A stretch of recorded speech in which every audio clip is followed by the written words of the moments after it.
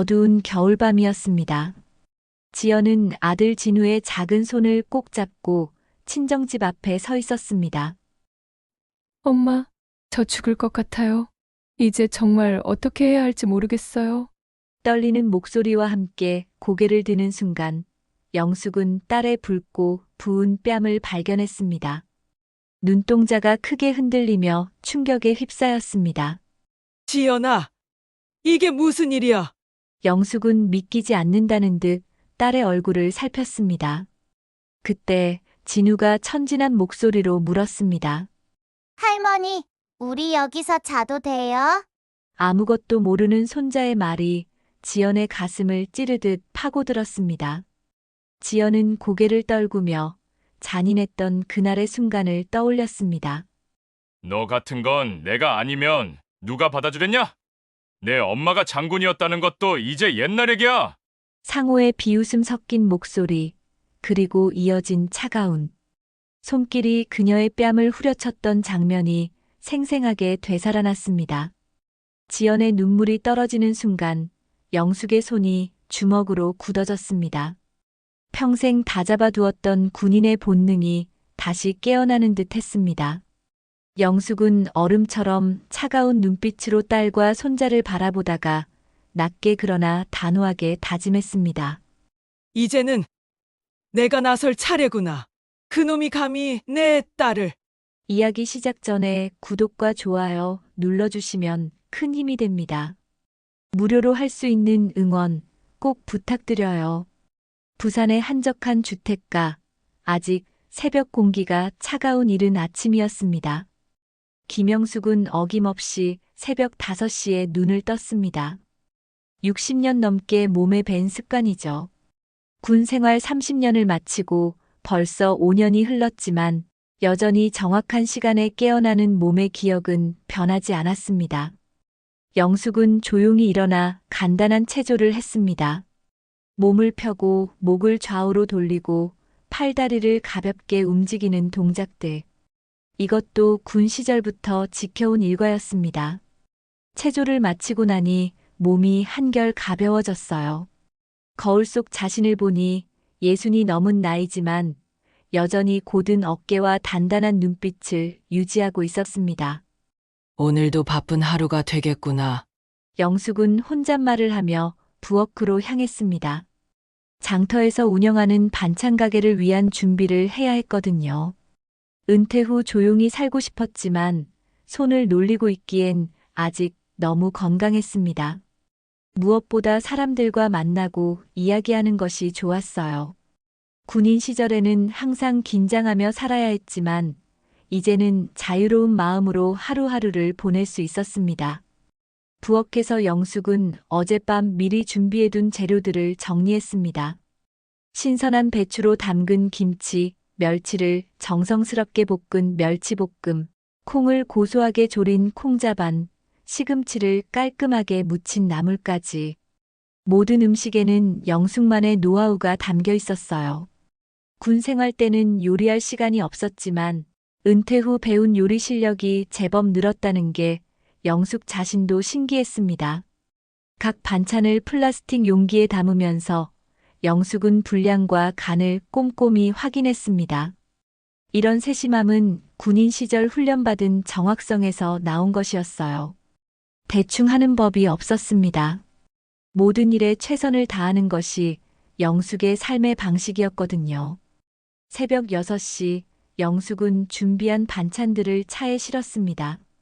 작은 경차였지만 영숙에게는 충분했어요. 큰 차를 몰 이유도 없었고 연료비도 아낄 수 있었거든요. 차를 몰고 집을 나서는 영숙의 모습은 여느 동네 아주머니와 다르지 않았습니다. 하지만 그 속에는 수십 년간 나라를 지켜온 군인의 자긍심이 여전히 살아 숨쉬고 있었어요. 장터에 도착하니 벌써 몇몇 상인들이 자리를 차리고 있었습니다. 영숙은 인사를 나누며 자신의 자리에 물건들을 정리했습니다. 좌판을 깔고 반찬통을 가지런히 놓고 가격표를 정확한 위치에 붙였습니다. 이 모든 과정이 체계적이고 질서정연했어요. 김 사장님, 오늘도 일찍 나오셨네요. 옆자리 과일 가게 아주머니가 반갑게 인사했습니다. 박순자라는 이름의 이 아주머니는 영숙과 비슷한 나이로 장터에서 몇 년째 함께 장사를 하고 있었어요. 일찍 일어나는 게 습관이라서요. 박 사장님도 고생하시네요. 영숙은 웃으며 대답했습니다. 이런 소소한 대화가 영숙에게는 큰 위안이었습니다. 군인 시절에는 경직된 관계 속에서 살았지만 이제는 자유롭게 사람들과 어울릴 수 있었거든요. 계급도 없고 명령도 없고 그저 평범한 이웃으로 지낼 수 있어서 좋았습니다. 그런데 사장님, 딸은 잘 지내시죠? 예전에 선생님이라고 하셨던 것 같은데. 순자가 반찬을 정리하며 물었습니다. 네, 잘 지내요. 아직 젊으니까 바쁘게 살죠. 영숙은 대답했지만 마음 한구석에는 걱정이 있었습니다. 최근 들어 딸 지연이 예전 같지 않았거든요. 만날 때마다 무언가 그림자가 드리워진 것 같았어요. 오전 시간이 흐르면서 장터에는 활기가 넘치기 시작했습니다. 주부들이 하나둘장을 보러 나왔고 영숙의 반찬 가게에도 손님들이 찾아왔어요. 영숙은 정성스럽게 반찬을 포장해주며 손님들과 이야기를 나눴습니다. 이 김치? 정말 맛있어요. 어떻게 담그시는 거예요? 단골 손님 중 한 명이 물었습니다. 별다른 비법은 없어요. 그냥 재료를 신선하게 쓰고 정성을 들여서 만들 뿐이죠. 영숙은 겸손하게 대답했습니다. 사실 군 시절의 체계적이고 정확한 성격이 요리에도 도움이 됐어요. 계량도 정확히 하고 시간도 철저히 지키고 위생도 철저히 관리했거든요. 오전 10시쯤 영숙의 휴대폰이 울렸습니다. 딸 지연이었습니다. 화면에 나타난 딸의 이름을 보니 반가웠지만 동시에 걱정도 됐어요. 요즘 지연이 자주 연락하지 않았거든요. 엄마, 안녕하세요. 바쁘시죠? 지연의 목소리가 평소보다 조금 가라앉아 있었습니다. 영숙은 민감하게 그것을 눈치챘어요. 군인 생활을 오래 한 영숙은 사람의 목소리에서 감정을 읽는 능력이 뛰어났거든요. 아니다, 괜찮다. 무슨 일이야? 아무것도 아니에요. 그냥 안부 인사드리려고요. 지연은 애써 밝은 목소리를 내려고 했지만 영숙의 귀에는 무언가 다른 느낌이 들었습니다. 목소리에 힘이 없고 어딘가 지쳐 있는 것 같았어요. 하지만 굳이 추궁하지 않았습니다. 딸도 이제 성인이고 자신만의 삶이 있으니까요. 그래, 몸 조심하고. 진우는 잘 지내지? 네, 진우는 잘 지내요. 요즘 학교 생활에 적응도 잘하고 있고요. 지연이 아들 진우 이야기를 할 때는 목소리가 조금 밝아졌습니다. 아이는 지연에게 유일한 희망이자 위안이었어요. 그래, 다행이다. 시간 날 때 얼굴 보자. 진우도 할머니 보고 싶을 텐데. 네, 엄마. 그럼 장사 열심히 하세요. 통화를 끊고 나서도 영숙은 계속 딸 생각을 했습니다. 분명히 무언가 있었어요. 30여 년 군 생활을 하면서 사람의 목소리와 표정을 읽는 눈이 생겼거든요. 지연의 목소리에서 무언가 억지로 참고 있는 기색이 느껴졌습니다. 점심시간이 되자 장터는 더욱 붐볐습니다. 영숙은 바쁜 와중에도 계속 딸 생각을 했어요. 지연이 결혼할 때부터 사위 박상호에 대해 좋지 않은 느낌이 있었거든요.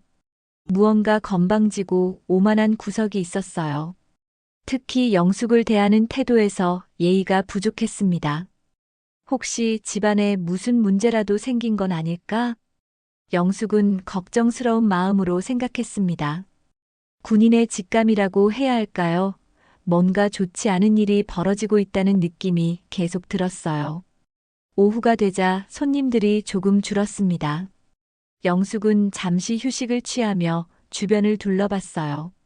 장터의 일상적인 풍경이 평화로워 보였지만 영숙의 마음은 편하지 않았습니다.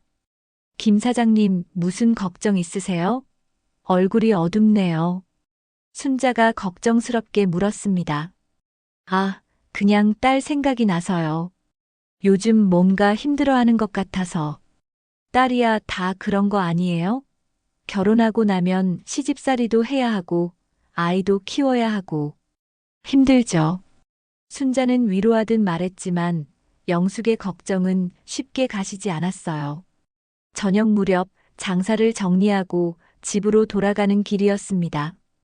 영숙은 차를 몰면서도 계속 딸 생각을 했어요. 오늘 통화에서 느꼈던 그 이상한 기분이 계속 마음에 걸렸거든요. 집에 도착해서 영숙은 저녁을 간단히 해먹었습니다. 혼자 사는 집이라 거창할 것도 없었어요. 밥 한 그릇에 김치찌개, 그리고 장터에서 가져온 반찬 몇 가지면 충분했습니다. 하지만 오늘은 입맛이 없었어요. 딸 걱정 때문이었습니다. 저녁을 먹으면서 영숙은 지연의 어린 시절을 떠올렸습니다.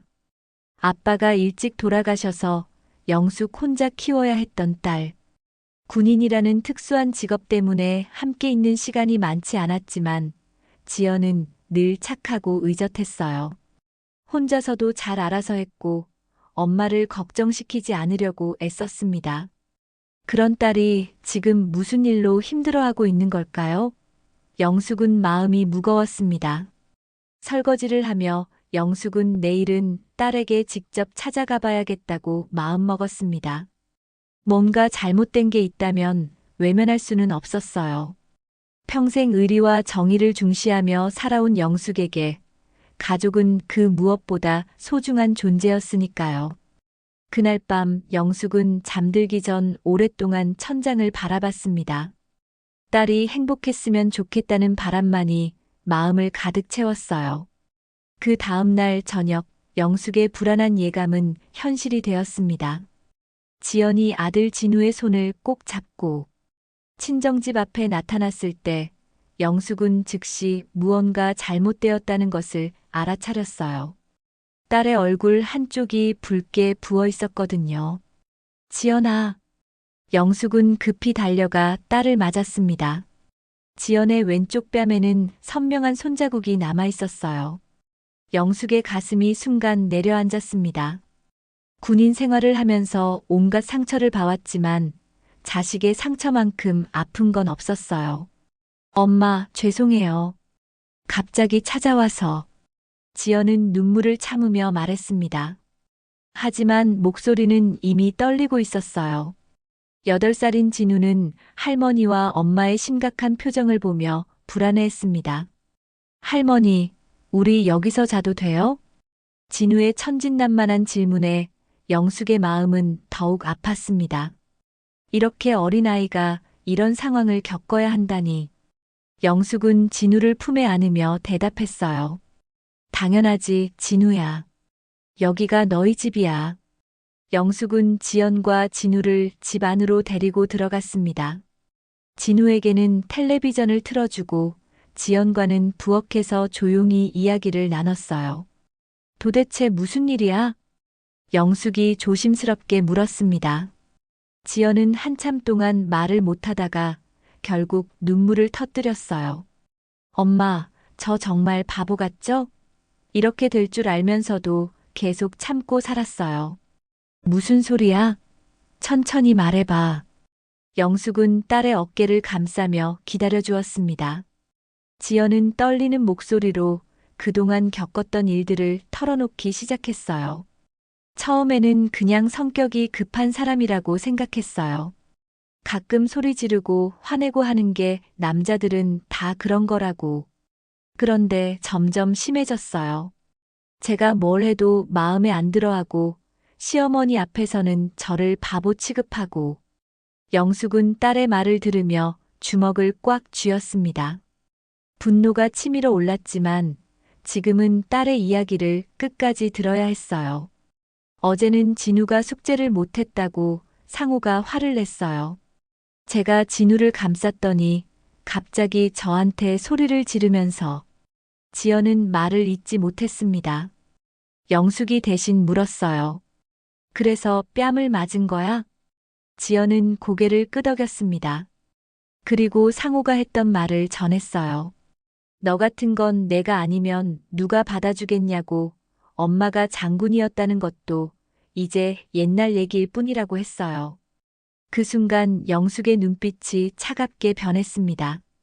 자신을 모욕하는 건 참을 수 있어도 딸을 때리고 모욕한 건 절대 용서할 수 없었어요. 평생 정의롭게 살아온 영숙에게 이런 불의는 참을 수 없는 일이었습니다. 그 남자가 감히. 영숙의 목소리는 낮고 단호했습니다. 지연은 엄마의 표정을 보고 놀랐어요. 오랜만에 보는 군인 시절의 엄마 모습이었거든요. 엄마, 괜찮아요. 이제 그냥 조용히 살게요. 진우만 잘 키우면 되니까. 조용히 살겠다고? 지연아, 내가 잘못한 게 뭐가 있어? 왜 내가 숨어 살아야 해? 영숙의 말에 지연은 더욱 울음을 터뜨렸습니다. 그동안 혼자 참고 견뎌온 모든 것들이 한꺼번에 쏟아져 나왔어요. 엄마, 저 정말 무서웠어요. 상호가 화낼 때마다 심장이 막 뛰고 진우한테까지 소리 지를까봐 항상 조마조마했어요. 그런데 어쩔 수가 없었어요. 이혼하면 진우는 어떻게 해요? 영숙은 딸을 꼭 안아주었습니다. 작고 연약한 딸이 혼자서 얼마나 많은 것을 견뎌왔을지 생각하니 가슴이 미어졌어요. 동시에 분노도 치밀어 올랐습니다. 지연아, 엄마가 있잖아. 이제 혼자 참지 마. 그날 밤 진우는 할머니 침대에서 편안히 잠들었습니다. 지연과 영숙은 거실에서 긴 이야기를 나눴어요. 지연은 그동안 숨겨왔던 모든 것들을 털어놓았습니다. 상호의 폭언, 시어머니의 무시, 그리고 자신이 점점 작아져가는 느낌까지. 처음에는 제가 부족해서 그런 줄 알았어요. 더 잘해야겠다고 생각했죠. 그런데 뭘 해도 만족하지 않아요. 밥을 해도 집안일을 해도 진우를 돌봐도 뭔가 잘못됐다고 하고.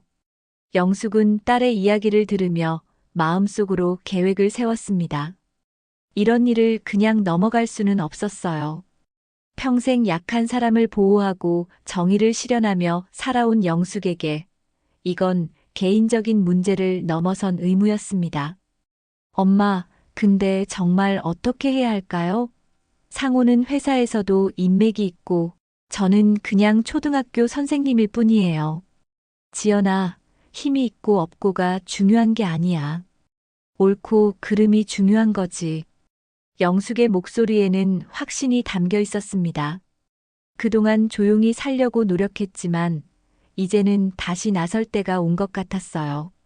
새벽 2시가 넘어서야 대화가 끝났습니다. 지연은 오랜만에 마음이 조금 가벼워졌어요. 혼자 감당해야 한다고 생각했던 무게를 엄마와 나누니 숨통이 트이는 기분이었습니다. 지연아, 내일부터는 달라질 거야. 영숙이 마지막으로 말했습니다. 지연은 엄마의 눈빛에서 뭔가 결심한 듯한 의지를 읽을 수 있었어요. 하지만 동시에 걱정도 됐습니다. 엄마가 괜한 일에 휘말릴까 봐서요.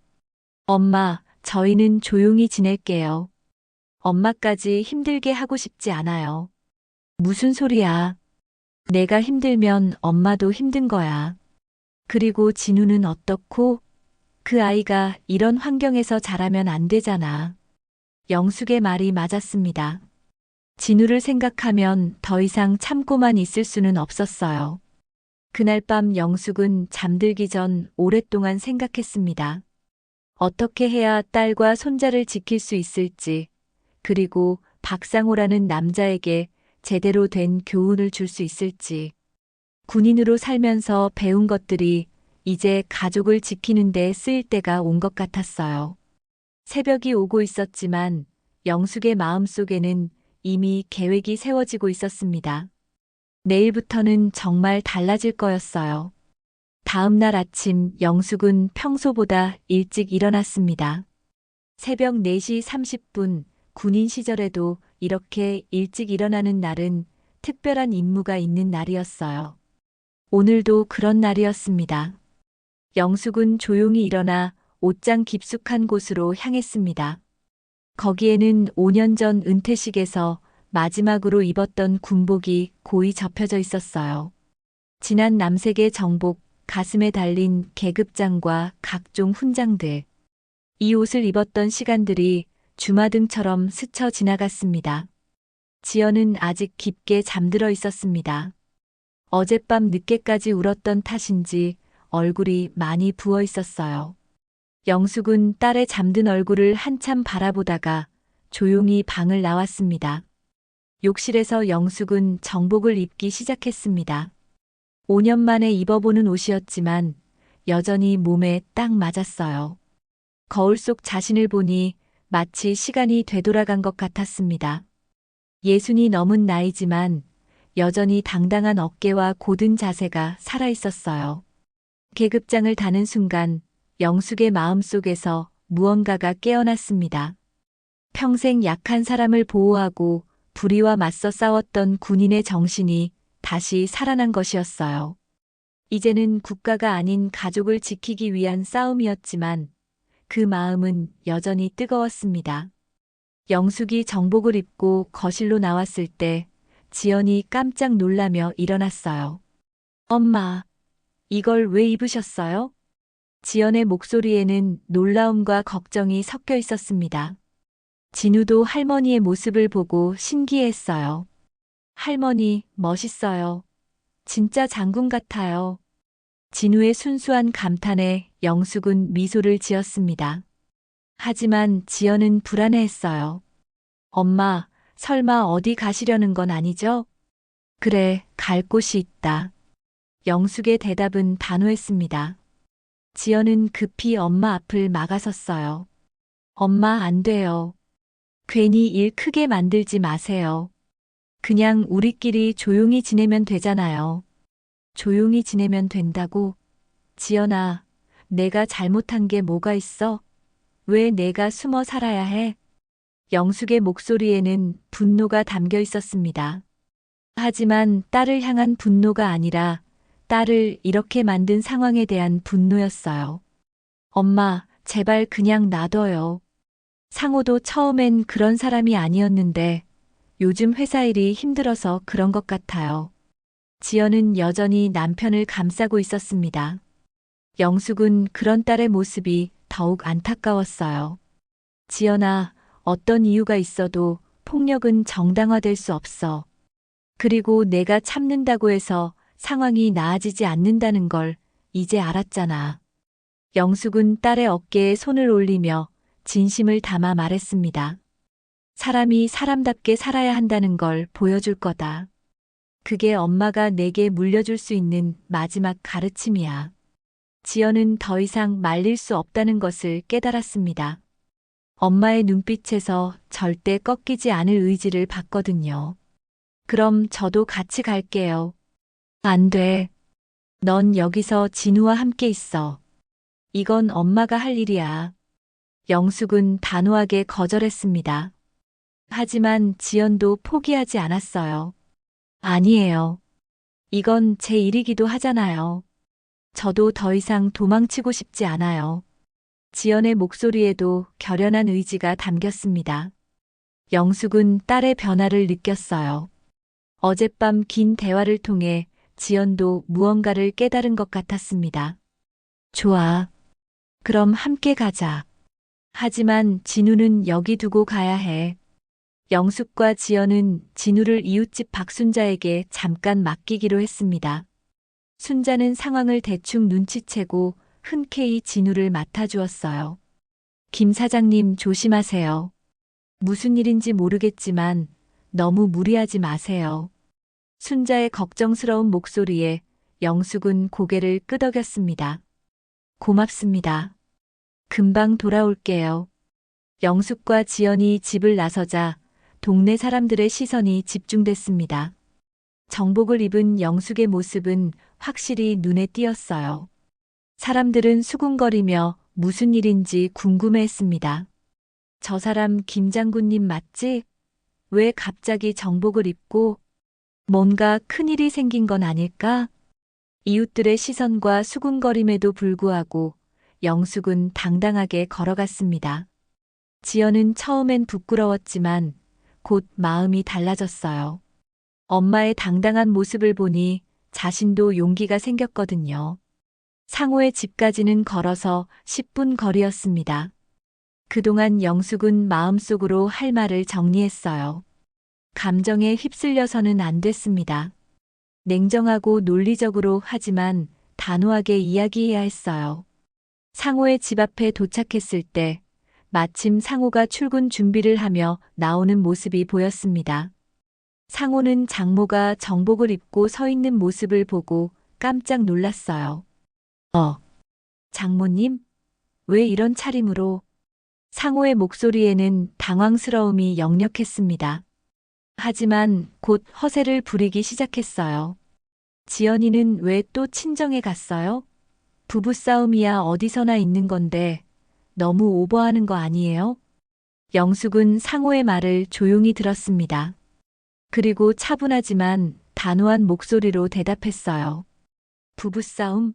내가 내 딸을 때린 순간 이건 부부싸움이 아니라 범죄다. 상호의 얼굴이 순간 경직됐습니다. 장모의 날카로운 눈빛과 단호한 목소리에 위축된 것이었어요. 그때 집 안에서 시어머니가 나왔습니다. 상호의 어머니인 김말순이었어요. 아니, 이게 무슨 소리예요? 며느리가 잘못해서 혼난 게 뭐가 그리 대단하다고 장군 코스프레까지 하고 와서. 말순의 말에 영숙의 눈빛이 더욱 차가워졌습니다. 지연은 시어머니의 모욕적인 말에 상처를 받았지만 이번에는 숨지 않았어요. 엄마 옆에서 똑바로 서 있었거든요. 여자가 남편 말에 토를 다니까 맞을 짓 하는 거지. 장군이면 뭐 대단해? 이제는 그냥 동네 아줌마인데. 말순의 모욕에 영숙은 더 이상 참을 수 없었습니다. 하지만 감정을 드러내지는 않았어요. 대신 더욱 냉정하고 단호한 목소리로 말했습니다. 그런 식으로 말하시기 전에 당신 아들이 한 일부터 제대로 알아보세요. 그리고 제가 장군인 건 과거가 아니라 현재입니다. 계급은 평생 따라가는 겁니다. 영숙의 말에는 위험이 서려 있었습니다. 상호와 말순은 순간 말을 잇지 못했어요. 이제 본격적인 대결이 시작되는 순간이었습니다. 상황이 긴장되는 가운데 동네 사람들이 하나둘 모여들기 시작했습니다. 정복을 입은 김영숙의 모습과 심상치 않은 분위기에 호기심을 느낀 이웃들이었어요. 영숙은 주변의 시선을 의식하지 않고 계속 말을 이어갔습니다. 박상호 씨, 당신이 어젯밤 내 딸에게 한 말을 그대로 다시 해보세요. 여기 계신 모든 분들 앞에서 말입니다. 영숙의 목소리는 낮지만 위협적이었습니다. 상호는 당황하며 주위를 둘러봤어요. 벌써 10여 명의 이웃들이 구경하고 있었거든요. 장모님, 여기서 이럴 일은 아니잖습니까? 집안일을 왜 남들 앞에서 얘기하려고 하세요? 상호는 어떻게든 상황을 무마시키려 했습니다. 하지만 영숙은 물러서지 않았어요. 집안일이라고요? 폭력이 언제부터 집안일이 됐습니까? 영숙의 말에 이웃들이 웅성거리기 시작했습니다. 상황의 심각성을 눈치챈 것이었어요. 폭력이라니 그냥 부부싸움 중에 실수로. 실수요? 영숙이 상호의 말을 끊었습니다. 그리고 지연을 바라보며 말했어요. 지연아, 내 얼굴을 모든 분들께 보여드려라. 지연은 처음엔 망설였습니다. 부끄럽고 창피했거든요. 하지만 엄마의 단호한 눈빛을 보고 용기를 냈어요. 천천히 고개를 들어 아직 붉게 부어있는 뺨을 사람들에게 보여주었습니다. 어머나, 저게 뭐야? 이웃들의 탄성이 터져나왔습니다. 지연의 뺨에 선명하게 남은 손자국을 본 사람들은 충격을 받았어요. 말순이 황급히 나섰습니다. 아니, 그건 넘어지면서 다친 거예요. 우리 상호가 언제 손을 댔다고. 거짓말하지 마세요. 이번에는 지연이 직접 입을 열었습니다. 그동안 참고 견뎌왔던 모든 것들이 한꺼번에 터져 나왔어요. 시어머니, 어젯밤 상우가 저한테 한 말 다 기억하세요. 제가 바보 같다고, 쓸모없다고, 엄마가 장군이어도 소용없다고 하면서 뺨을 때렸잖아요. 지연의 목소리는 떨렸지만 분명했습니다. 이웃들은 더욱 놀란 표정을 지었어요. 상호는 점점 궁지에 몰렸습니다. 하지만 여전히 억지를 부렸어요. 당신이 먼저 소리를 질렀잖아요. 그래서 화가 나서. 그래서 때려도 된다는 말입니까? 영숙의 질문에 상호는 할 말을 잃었습니다. 아무리 변명해봐도 폭력을 정당화할 이유는 없었거든요. 이때 이웃 중 한 명이 나섰습니다. 동네에서 존경받는 할아버지였어요. 박 씨, 아무리 화가 나도 아내를 때리면 안 되는 거 아닌가? 그것도 아이 앞에서 말이야. 맞아요. 요즘 세상에 그런 일이 어디 있어요? 이웃들이 하나둘 지연을 옹호하기 시작했습니다. 상호는 점점 더 당황했어요. 말순이 다시 끼어들었습니다. 아니, 여러분. 이건 우리 집안일인데 왜 남들이 끼어들어요? 며느리가 좀 버릇이 없어서 혼낸 건데. 버릇이 없다고요? 영숙의 목소리가 한 옥타브 높아졌습니다. 내 딸이 어떻게 버릇이 없다는 겁니까? 초등학교에서 아이들을 가르치는 선생님인데 남편과 시어머니에게 정중하게 대하는 며느리인데 어떻게 버릇이 없다는 겁니까? 영숙의 반박에 말수는 당황했습니다. 하지만 여전히 물러서지 않았어요. 그래도 집에서는 남편 말을 들어야 하는 거 아니에요? 요즘 여자들은 너무 당당해서 문제예요. 이 말에 이웃 아주머니들이 발끈했습니다. 무슨 소리예요? 지금이 언제인데 그런 말을 해요? 남편 말 듣는 것과 맞는 것은 다른 문제잖아요. 분위기가 점점 말순과 상호에게 불리해지고 있었습니다. 상호는 어떻게든 상황을 반전시키려 했어요. 장모님, 저희도 이제 화해하고 잘 살아보려고 하는데 이렇게까지 하실 필요는 없잖아요. 제가 사과할게요. 상호가 급히 고개를 숙였습니다. 하지만 영숙의 표정은 변하지 않았어요. 사과요? 그럼 어젯밤 내 딸에게 한 말도 취소할 수 있나요? 내 딸 뺨에 난 상처도 없던 일로 만들 수 있나요? 영숙의 날카로운 질문에 상호는 대답하지 못했습니다.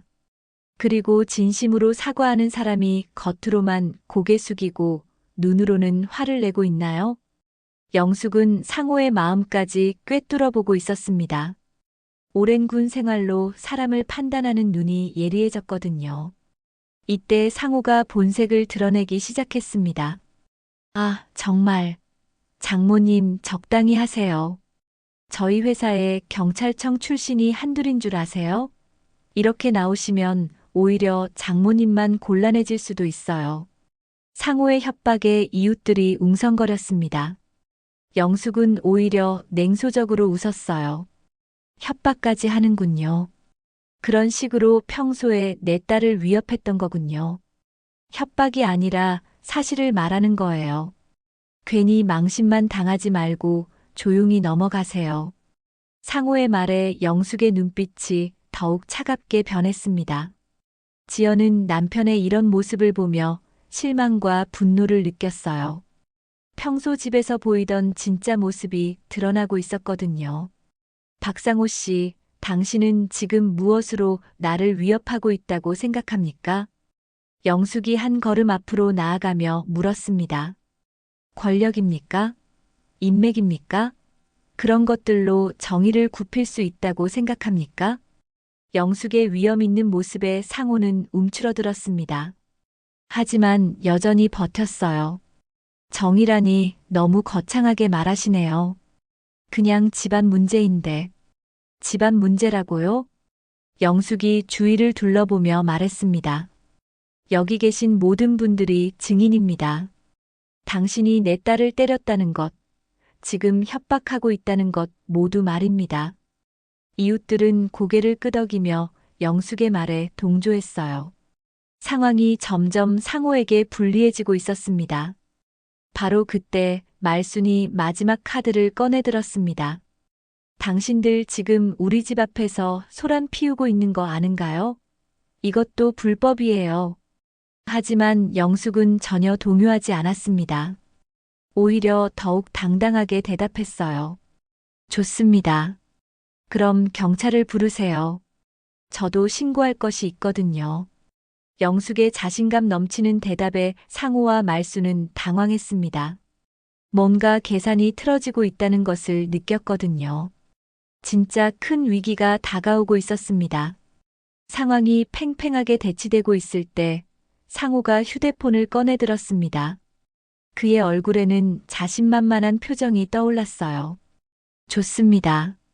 그럼 정말 경찰을 불러보죠. 상호는 전화를 걸기 시작했습니다. 하지만 그가 건 곳은 일반 신고 전화가 아니었어요. 여보세요, 김 형님? 저 박상호입니다. 지금 좀 급한 일이 생겨서요. 네, 집 앞에서 시어머니가 소란을 피우고 있어서 도움이 필요합니다.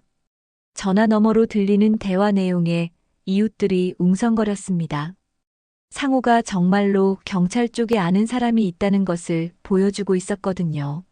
네, 알겠습니다. 곧 오시죠? 네, 고맙습니다. 전화를 끊은 상호가 영숙을 보며 말했습니다. 장모님, 이제 후회하셔도 늦습니다. 제 회사 동기가 경찰서 과장인데 곧 오실 거예요. 공무집행 방해나 명예훼손으로 문제될 수도 있어요. 상호의 말에 일부 이웃들이 불안해하기 시작했습니다. 하지만 영숙은 전혀 흔들리지 않았어요. 오히려 더욱 당당했습니다. 좋습니다. 저도 할 말이 많거든요. 영숙도 자신의 휴대폰을 꺼냈습니다. 그리고 차분하게 전화를 걸기 시작했어요. 여보세요, 가정폭력 상담소입니까? 네, 신고하고 싶은 일이 있어서 연락드렸습니다. 영숙의 전화를 듣고 상황이 심각해지고 있다는 것을 깨달은 상호의 얼굴이 경직됐습니다. 네, 제 딸이 남편에게 폭행을 당했습니다. 뺨을 맞아서 부어있고 평소에도 지속적인 정신적 폭력을 당해왔어요. 영숙의 신고 전화는 계속 이어졌습니다. 이웃들도 심각한 표정으로 상황을 지켜봤어요. 네, 지금 현장에 있습니다. 가해자와 그 가족이 오히려 피해자를 협박하고 있는 상황입니다. 전화를 끊은 영숙이 상호를 바라보며 말했습니다. 상담사님이 곧 오신답니다. 경찰관과 함께 말이죠.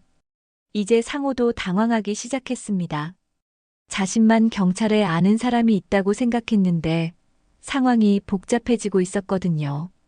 말순이 급히 끼어들었습니다. 아니, 이게 무슨 소리예요? 우리가 언제 협박했다고 그래요? 방금 전에 경찰 아는 사람으로 우리를 위협하지 않았나요? 그것도 협박입니다. 영숙의 정확한 지적에 말순은 할 말을 잃었습니다. 이때 지연이 나섰습니다. 더 이상 참고만 있을 수 없었어요. 시어머니, 그리고 상호. 이제 그만해요. 저도 더 이상 참지 않을 거예요. 지연의 목소리에는 이전과 다른 단단함이 있었습니다. 상호는 아내의 변화에 당황했어요. 지연아, 당신 지금 뭐 하는 거야? 집으로 돌아가자. 돌아가서 또 맞으라고요? 또 무시당하라고요? 지연의 반박에 상호는 화가 났습니다. 당신이 언제 무시당했다고 그래? 내가 언제 그렇게 했어? 매일이었어요. 지연의 목소리가 높아졌습니다. 제가 뭘 해도 잘못됐다고 하고 진우 앞에서도 저를 바보 취급하고 제 의견은 절대 들으려 하지 않았잖아요. 지연의 고백에 이웃들이 더욱 심각한 표정을 지었습니다. 가정폭력이 단순히 물리적인 것만이 아니라는 것을 깨달았거든요. 상호는 점점 더 궁지에 몰렸습니다. 하지만 여전히 인정하려 하지 않았어요. 그건 당신이 너무 민감하게 받아들이는 거야. 나는 그냥 더 나은 방향으로 가라고 조언한 건데. 조언이요? 영숙이 냉소적으로 웃었습니다. 조언은 상대방을 존중하면서 하는 겁니다. 모욕하고 위협하면서 하는 건 조언이 아니라 압박이에요. 영숙의 말에 이웃들이 고개를 끄덕였습니다. 모두가 영숙의 편에서 상황을 보고 있었어요. 이때 멀리서 사이렌 소리가 들려오기 시작했습니다. 정말로 경찰이 오고 있는 것 같았어요. 상호는 안도의 표정을 지었지만 영숙은 여전히 침착했습니다. 얼마 후 경찰차 한 대가 도착했습니다. 중년의 경찰관이 내려서 상황을 파악하려 했어요. 신고받고 왔는데요. 무슨 일입니까? 상호가 급히 나섰습니다. 경찰관님, 저희 집 앞에서 시어머니가 소란을 피우고 있어서 신고했습니다. 하지만 경찰관은 상황을 제대로 파악하려 했어요. 잠깐만요. 여러 신고가 들어왔는데 가정폭력 신고도 있었습니다. 상황을 차근차근 설명해 주세요. 경찰관의 말에 상호의 얼굴이 굳어졌습니다. 자신만 신고한 것이 아니었거든요. 영숙이 차분하게 나섰습니다. 경찰관님, 저는 김영숙입니다. 제 딸이 사위에게 폭행을 당해서 신고했습니다. 폭행이라고요? 어떤 상황인지 구체적으로 말씀해 주세요. 경찰관이 수첩을 꺼내며 물었습니다. 영숙은 차근차근 상황을 설명하기 시작했어요. 어젯밤 제 사위가 딸의 뺨을 때렸습니다. 지금도 상처가 남아 있어요. 영숙의 말에 경찰관이 지연을 바라봤습니다. 지연은 부끄러웠지만 용기를 내서 얼굴을 보여주었어요. 정말 상처가 있네요. 어떻게 다치신 거죠? 경찰관이 지연에게 직접 물었습니다. 남편이 화가 나서 저를 때렸습니다. 지연의 대답에 경찰관의 표정이 심각해졌습니다. 상호가 급히 변명했어요. 경찰관님, 그냥 부부싸움 중에 실수로 그런 거예요. 별거 아닙니다. 실수라고요? 경찰관이 상호를 보며 물었습니다. 부인을 때린 것을 실수라고 하시는 겁니까? 경찰관의 날카로운 질문에 상호는 당황했습니다. 평소 알고 지내던 경찰관들과는 다른 반응이었거든요. 이때 또 다른 차량이 도착했습니다. 가정폭력 상담소에서 나온 상담사였어요. 안녕하세요. 가정폭력 상담소에서 왔습니다. 신고를 받고 왔는데요. 상담사의 등장으로 상황은 더욱 공식적이 되었습니다. 상호와 말수는 점점 더 당황했어요. 상담사가 지연에게 다가가며 물었습니다. 혹시 피해를 당하신 분이신가요? 괜찮으시면 상황을 말씀해 주세요. 지연은 이제 더 이상 숨길 필요가 없다고 생각했습니다. 엄마가 옆에 있고 경찰관과 상담사가 자신을 보호해 줄 수 있다는 것을 알았거든요. 네, 저는 최지연이라고 합니다. 남편에게 지속적으로 폭력과 모욕을 당해왔습니다. 지연의 고백이 시작되면서 상황은 돌이킬 수 없는 지경에 이르렀습니다. 상호와 말순의 얼굴은 창백해져 갔어요. 영숙은 딸의 용기 있는 모습을 보며 마음이 뿌듯했습니다. 드디어 진실이 밝혀지는 순간이었어요. 하지만 이것은 시작에 불과했습니다. 진짜 시련은 이제부터였어요. 상담사와 경찰관이 지연의 이야기를 듣고 있을 때 또 다른 경찰차가 도착했습니다. 이번에는 계급이 높아 보이는 중년 남성이 내렸어요. 상호의 얼굴에 안도의 빛이 스쳤습니다. 김 형님. 상호가 반갑게 인사했습니다. 새로운 경찰관은 김태수 과장이었어요. 상호와 대학 동기였고 현재 지역 경찰서 과장직을 맡고 있었습니다. 상호야, 무슨 일이야? 전화로는 대충 들었는데. 김태수가 상황을 둘러보며 물었습니다. 상호는 급히 자신의 입장을 설명하기 시작했어요. 형님, 이게 뭐 대단한 일도 아닌데 시어머니가 너무 과하게 나오시는 거예요. 그냥 부부싸움인데 가정폭력이라고 하면서. 김태수는 고개를 끄덕이며 들었습니다. 하지만 먼저 온 경찰관이 끼어들었어요. 과장님, 하지만 피해자 얼굴에 명확한 상처가 있고 증인들도 여러 명 있습니다. 김태수는 잠깐 난감한 표정을 지었습니다. 개인적인 관계와 공무 사이에서 고민하는 모습이었어요. 영숙이 김태수에게 다가갔습니다. 경찰관님, 저는 김영숙이라고 합니다. 혹시 절차를 제대로 진행해 주실 수 있겠습니까? 아, 네. 물론입니다. 김태수는 영숙의 정복 차림과 당당한 태도를 보고 함부로 할 수 없다는 것을 직감했어요. 특히 주변에 많은 이웃들이 지켜보고 있어서 더욱 조심스러웠습니다. 상담사가 지연과의 상담을 계속 진행했습니다. 지연 씨, 이런 일이 처음은 아니라고 하셨는데 구체적으로 어떤 일들이 있었나요? 음성으로 고함을 지르거나 제가 하는 모든 일에 대해 비난하거나 아이 앞에서 저를 무시하는 발언을 하거나. 지연이 차근차근 설명할수록 상황의 심각성이 드러났습니다. 상호는 점점 초조해졌습니다. 김태수에게 눈짓을 보내며 어떻게든 상황을 무마시키려 했어요. 형님, 이거 별거 아닌 걸로 너무 크게 만드는 것 같은데요. 하지만 김태수도 난처한 입장이었습니다. 너무 많은 사람들이 지켜보고 있었고 증거도 명확했거든요. 상호야, 하지만 절차는 밟아야겠다. 상처도 있고 신고도 들어온 상황이니까. 김태수의 말에 상호의 얼굴이 굳어졌습니다. 예상과 다른 반응이었거든요. 말순이 급히 나섰습니다. 경찰관님들, 정말 별일 아닌데 이렇게까지 하실 필요 있나요? 그냥 집안에서 해결하면 안 되나요? 죄송하지만 가정폭력은 더 이상 집안일로 처리할 수 없습니다. 상담사가 단호하게 대답했습니다. 특히 신체적 상해가 있는 경우에는 반드시 공식적인 절차를 거쳐야 해요. 이때 상황을 지켜보던 이웃들 중 한 명이 나섰습니다. 경찰관님, 저희도 증언할 것이 있어요. 어떤 증언인가요? 방금 전에 저 남자가 장모님을 협박했어요. 경찰서에 아는 사람이 있다면서 망신당할 거라고 했거든요. 이웃의 증언에 김태수는 더욱 난처해졌습니다. 상호가 자신과의 관계를 이용해 협박을 했다는 것이 공개적으로 드러난 것이었어요. 그런 말을 하셨나요? 김태수가 상호에게 물었습니다. 상호는 당황하며 변명했어요. 아니, 그냥 괜히 일 크게 만들지 말라고 한 거였어요. 하지만 경찰 연결고리를 언급하며 위협한 것은 적절하지 않습니다.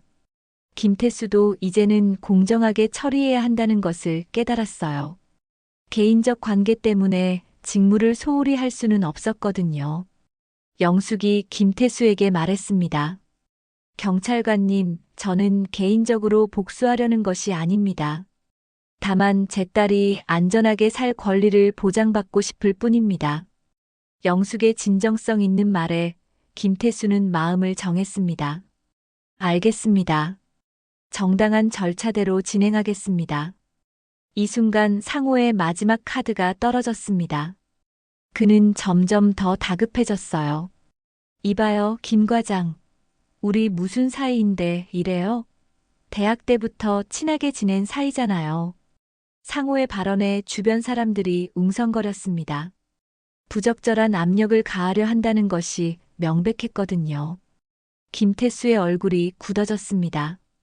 박상호 씨, 개인적 관계와 업무는 별개입니다. 오히려 지금 그런 말씀하시는 것이 더 문제가 될 수 있어요. 상황이 완전히 뒤바뀌었습니다.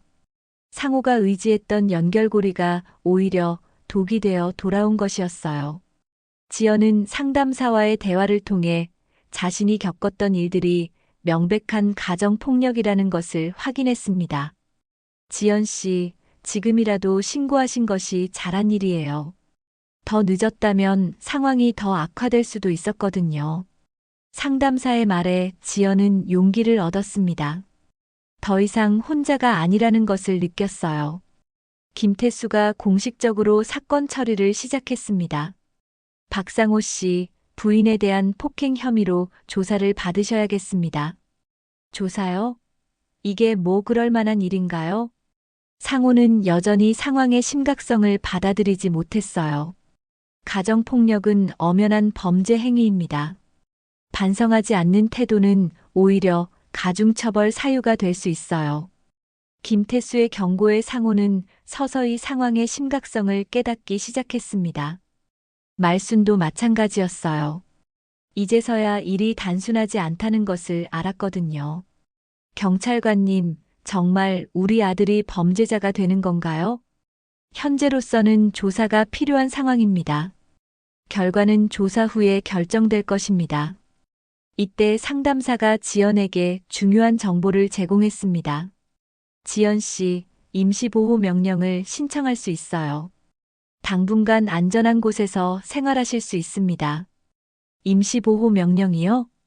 네, 가해자가 피해자에게 접근하지 못하도록 법적으로 제한하는 겁니다. 이 말을 들은 상호가 더욱 당황했습니다.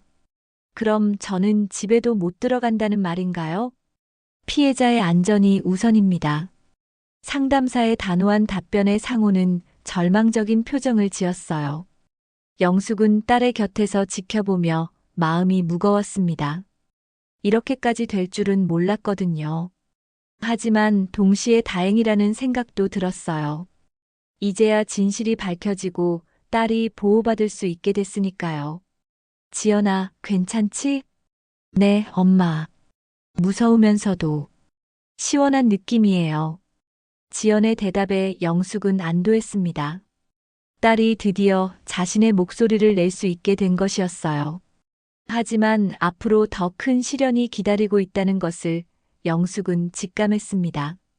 상호와 그 가족이 쉽게 포기하지 않을 테니까요. 정말 모든 것이 무너지는 순간이었습니다. 사건이 공식적으로 처리되기 시작한 지 일주일이 지났습니다.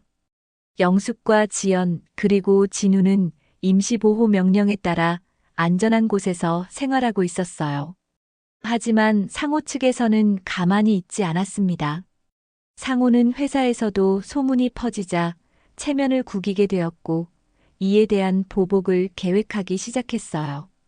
말순과 함께 영숙의 반찬 가게에 찾아가서 영업을 방해하기도 하고 동네 사람들에게 영숙과 지연에 대한 나쁜 소문을 퍼뜨리기도 했습니다. 어느 날 저녁 영숙이 장터를 정리하고 있을 때였습니다. 상호가 술에 취한 채로 나타났어요. 장모님, 이제 만족하세요?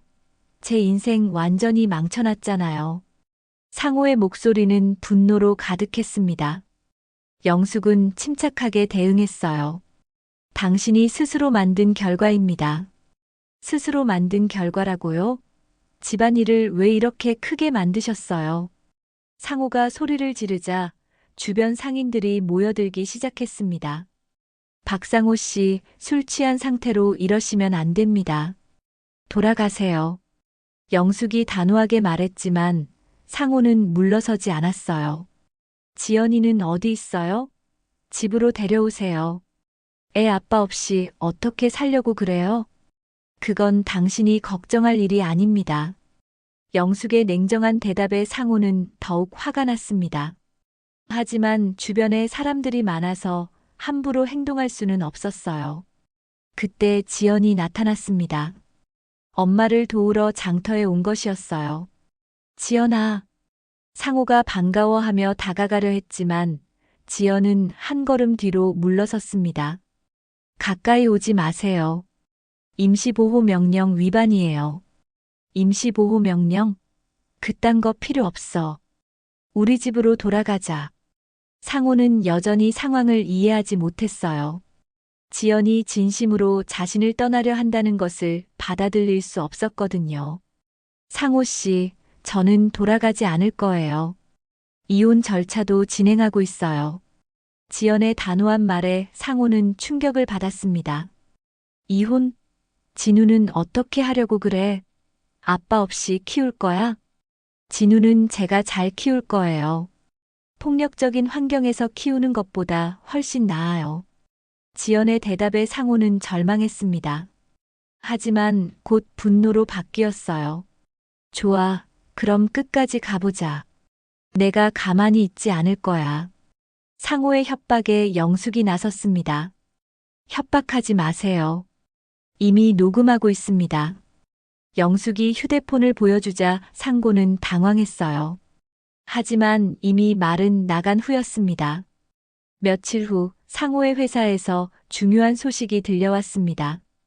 가정폭력 사건이 알려지면서 회사 내부에서 문제가 제기된 것이었어요. 특히 상호가 경찰 연결고리를 이용해 압력을 가하려 했다는 사실이 알려지면서 상황이 심각해졌습니다. 회사 인사팀에서 상호를 불러들였어요. 박 과장, 최근 일어난 사건에 대해 이야기해보죠. 무슨 사건 말씀이신가요? 상호는 모르는 척했지만 인사팀장은 이미 모든 것을 알고 있었어요. 가정폭력과 공권력 남용 시도에 대한 이야기입니다. 우리 회사 이미지에 심각한 타격을 주고 있어요. 상호의 얼굴이 창백해졌습니다. 그건 개인적인 일인데 회사와 무슨 관련이 있습니까? 개인적인 일이라고요? 경찰 연결고리를 언급하며 위협했다는 신고가 들어왔어요. 이것이 개인적인 일인가요? 인사팀장의 질책에 상호는 할 말을 잃었습니다. 앞으로 회사 입장에서도 조치를 취할 예정입니다. 일단 정직 처분부터 검토하겠습니다. 상호에게는 청천벽력 같은 소식이었어요. 집에서도 가족을 잃고 회사에서도 위기에 처한 것이었습니다. 그날 저녁 상호는 절망에 빠져 술집에서 혼자 술을 마시고 있었습니다. 그런데 우연히 회사 동료들을 만나게 되었어요. 상호야, 무슨 일이야? 요즘 안 좋은 소문이 많이 돌던데. 아무것도 아니야. 그냥 집안일 좀 복잡해진 거야. 상호는 대충 넘어가려 했지만 동료들의 시선이 예전 같지 않다는 것을 느꼈어요. 하지만 가정폭력은 좀 심각한 문제 아니야? 요즘 세상에 그런 일이 어디 있어? 동료의 말에 상호는 더욱 위축되었습니다. 사회적으로도 고립되어 가고 있었거든요. 한편 지연은 상담소의 도움을 받아 심리 치료를 받기 시작했습니다. 오랫동안 억눌렸던 감정들을 풀어내면서 점점 자신감을 회복해 가고 있었어요. 지연 씨, 많이 좋아지셨네요. 처음 왔을 때와는 완전히 달라졌어요. 상담사의 말에 지연은 미소를 지었습니다. 네, 엄마 덕분이에요. 그리고 여러분의 도움도 큰 힘이 됐어요. 가장 중요한 건 지연 씨 스스로가 용기를 냈다는 거예요. 그게 쉽지 않은 일이거든요. 지연은 이제 과거의 자신이 얼마나 작아져 있었는지 깨달았어요. 하지만 이제는 달랐습니다. 진우도 할머니와 엄마와 함께 지내면서 안정을 찾아가고 있었어요. 처음에는 아빠가 없는 것을 이상해했지만 집에서 더 이상 큰 소리나 무서운 분위기가 없다는 것을 좋아했습니다. 엄마, 우리 계속 할머니랑 살 거예요? 그래, 당분간은 그럴 거야. 좋아요. 할머니가 맛있는 것도 많이 해주시고 무서운 일도 없어서 좋아요. 진우의 순수한 말에 지연은 마음이 아팠습니다. 아이가 집에서 무서워했다는 것을 새삼 깨달았거든요. 그러던 어느 날 지연에게 중요한 소식이 들려왔습니다. 상호가 회사에서 정직 처분을 받았다는 것이었어요. 그리고 가정폭력 사건으로 인해 법적 처벌도 받을 예정이라는 소식도 함께요. 엄마, 상호가 회사에서 징계를 받았다고 해요. 지연이 영숙에게 알렸습니다. 그래, 당연한 결과야. 잘못한 만큼 대가를 치르는 거지. 영숙은 담담하게 대답했지만 속으로는 복잡한 심정이었어요. 복수를 원했던 것은 아니었거든요. 단지 딸이 안전하게 살기를 바랐을 뿐이었습니다. 엄마, 이제 정말 끝난 건가요? 아니야, 진짜 시작이야. 이제부터 우리가 새로운 삶을 만들어가는 거야. 영숙의 말에 지연은 고개를 끄덕였습니다. 이제는 두렵지 않았어요. 엄마가 있고 자신에게도 용기가 생겼으니까요. 하지만 상호는 아직 포기하지 않았습니다. 마지막으로 한 번 더 시도해 볼 생각이었어요. 이번에는 더 치밀하고 교활한 방법으로 말입니다. 진정한 마지막 대결이 다가오고 있었습니다. 2달이 지난 겨울날이었습니다. 상호의 회사에서 연말 송년회가 열렸어요. 평소라면 참석하지 않았을 행사였지만 영숙과 지연에게는 특별한 의미가 있는 날이었습니다. 이날을 위해 그들은 치밀한 준비를 해왔거든요. 상호는 정직 처분이 해제되어 겨우 회사에 복귀했지만 동료들의 시선은 여전히 차가웠어요. 송년회장에서도 혼자 구석에 앉아 술잔만 기울이고 있었습니다. 상호야, 괜찮아? 몇몇 동료들이 형식적으로 인사를 했지만 예전 같은 친밀감은 찾을 수 없었어요. 그때 송년회장 입구로 예상치 못한 사람들이 들어왔습니다. 정복을 입은 김영숙과 단정한 옷차림의 지연이었어요. 회장 안이 순간 조용해졌습니다. 저분이 김 장군님 아닌가? 맞는 것 같은데 왜 여기에? 사람들이 수군거리기 시작했습니다. 상호는 갑작스러운 등장에 얼굴이 창백해졌어요. 영숙과 지연은 당당하게 회장 가운데로 걸어왔습니다. 회사 임원들도 궁금한 표정으로 상황을 지켜봤어요. 영숙이 마이크 앞으로 나아갔습니다. 사회자가 당황하며 물었어요. 실례지만 어떻게 오신 분이신가요? 저는 김영숙입니다. 오늘 여러분들께 말씀드릴 일이 있어서 왔습니다. 영숙의 당당한 태도에 회장은 더욱 정적에 휩싸였습니다. 상호는 도망가고 싶었지만 모든 사람들의 시선이 집중된 상황에서 움직일 수도 없었어요. 제가 오늘 이 자리에 온 이유는 간단합니다. 진실을 말씀드리기 위해서입니다. 영숙이 마이크를 잡고 선언했습니다. 여러분, 박상호라는 사람을 아시죠? 바로 제 사위였던 사람입니다. 회장의 웅성거림이 일었어요. 사람들은 상호를 바라보며 수군거렸습니다. 이 남자는 제 딸을 지속적으로 폭행하고 모욕했습니다. 그리고 그것이 발각되자 권력을 이용해 상황을 무마시키려 했어요. 영숙의 말에 사람들은 충격을 받았습니다. 몇몇은 이미 소문으로 들었던 내용이었지만 직접 듣는 것은 달랐어요. 상호가 급히 일어나려 했지만 지연이 준비해온 것을 꺼내들었습니다. 휴대용 스피커였어요.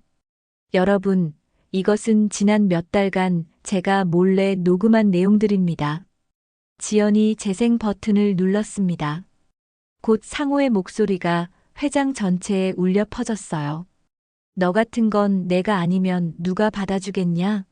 내 엄마가 장군이었다는 것도 이제 옛날 얘기일 뿐이야. 상호의 폭언이 생생하게 재생되자 회장은 충격에 휩싸였습니다. 이어서 말순의 목소리도 들려왔어요. 여자가 남편 말에 토를 다니니까 맞을 짓 하는 거지. 장군이면 뭐 대단해? 녹음이 계속 재생되면서 상호와 말순이 평소 지연에게 어떤 대우를 했는지 적나라하게 드러났습니다.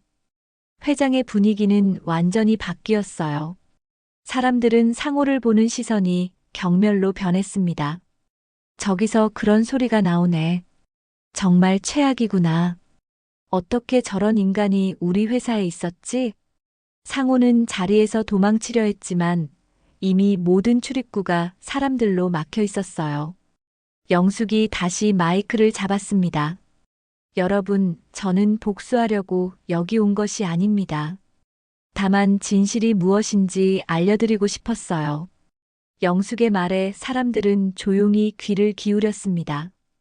폭력은 어떤 이유로도 정당화될 수 없습니다. 가족이라는 이름으로, 사랑이라는 이름으로 포장되어서도 안 되어요. 지연이 영숙 옆으로 나서며 마이크를 받았습니다. 저는 최지연입니다. 여러분의 동료였던 박상호의 아내였어요. 지연의 목소리는 떨렸지만 단단했습니다. 저는 오늘까지 이 녹음들을 공개하지 않았어요. 마지막까지 상호가 진심으로 반성하기를 바랐거든요. 지연이 상호를 바라보며 말했습니다.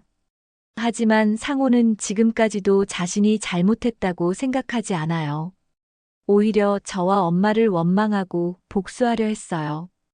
회장의 사람들은 더욱 분노했습니다. 상황이 이 지경에 이르렀는데도 반성하지 않는 상호의 태도에 실망한 것이었어요. 회사 사장이 일어나서 마이크를 받았습니다. 김 장군님, 그리고 지연 선생님, 저희 회사를 대표해서 진심으로 사과드립니다. 사장의 공식적인 사과에 회장은 더욱 조용해졌어요. 우리 회사에서 이런 일이 일어났다는 것 자체가 부끄럽습니다. 즉시 인사 조치를 취하겠습니다. 사장이 상호를 바라보며 선언했습니다. 박상호 씨, 당신은 오늘 즉시 해고입니다. 회장에서 박수 소리가 터져 나왔어요. 사람들은 영숙과 지연의 용기를 응원하고 상호의 해고를 지지했습니다. 상호는 절망적인 표정으로 회장을 빠져나갔습니다. 말순도 함께 따라 나갔지만 이미 모든 것이 끝난 후였어요. 지연이 마지막으로 마이크를 잡았습니다. 오늘 이 자리에서 진실을 말할 수 있게 해주셔서 감사합니다. 저는 이제 아들과 함께 새로운 삶을 시작하려고 해요. 지연의 말에 또다시 박수가 터져 나왔습니다. 송년회가 끝난 후 영숙과 지연은 회장을 나서며 서로의 손을 꼭 잡았습니다. 엄마, 정말 고마워요. 엄마 없었다면 저는 평생 그렇게 살았을 거예요. 지연아, 이제 시작이야. 우리가 함께 새로운 길을 만들어가는 거야. 두 사람은 눈물을 흘리며 웃었어요. 길고 힘든 싸움이 끝나고 이제 진짜 자유로운 삶이 시작되는 것이었습니다. 집으로 돌아가는 길에 지연이 물었습니다. 엄마, 이제는 정말 안전한 건가요? 그래, 이제는 누구도 우리를 무시하거나 위협할 수 없어. 우리가 당당하게 싸워서 얻은 결과니까. 며칠 후 상호는 가정폭력 혐의로 법원에서 유죄 판결을 받았습니다. 사회봉사 명령과 함께 상당한 벌금형도 받았어요. 더 중요한 것은 사회적으로 완전히 매장되었다는 점이었습니다. 한편 지연은 이혼 소송에서 승소했고 진우의 양육권도 온전히 얻었습니다. 이제 정말로 새로운 인생을 시작할 수 있게 된 것이었어요. 겨울이 끝나갈 무렵 영숙은 장터에서 평소처럼 장사를 하고 있었습니다. 하지만 예전과는 달랐어요. 사람들이 영숙을 보는 시선에는 존경과 감탄이 담겨 있었거든요. 김 사장님, 정말 대단하세요. 딸을 위해서 그렇게 용기 있게 나서시다니. 당연한 일을 했을 뿐이에요. 영숙은 겸손하게 대답했지만 마음속으로는 뿌듯했어요. 지연은 학교에서 아이들을 가르치며 새로운 활력을 찾았습니다. 예전처럼 위축되지 않고 당당하게 자신의 의견을 말할 수 있게 되었어요. 진우도 할머니와 엄마와 함께 행복하게 지내고 있었습니다. 더 이상 집에서 무서워할 필요가 없어졌거든요. 어느 봄날 저녁, 세 사람은 영숙의 집 마당에서 함께 저녁을 먹고 있었습니다. 할머니, 우리 계속 이렇게 살 거예요? 진우가 물었습니다. 그래, 우리는 이제 가족이야. 서로를 지키고 사랑하는 진짜 가족 말이야. 영숙의 대답에 지연이 고개를 끄덕였습니다. 엄마, 제가 이제는 엄마처럼 강해졌어요. 그래, 이제 넌 스스로를 지킬 수 있는 사람이 됐구나. 영숙은 딸의 손을 꼭 잡으며 말했습니다. 하지만 기억해라. 강함이라는 건 남을 아프게 하는 게 아니라 옳은 일을 위해 용기를 내는 거야. 네, 알겠어요. 해가 지고 있는 조용한 마당에서 세 사람은 서로를 껴안았습니다.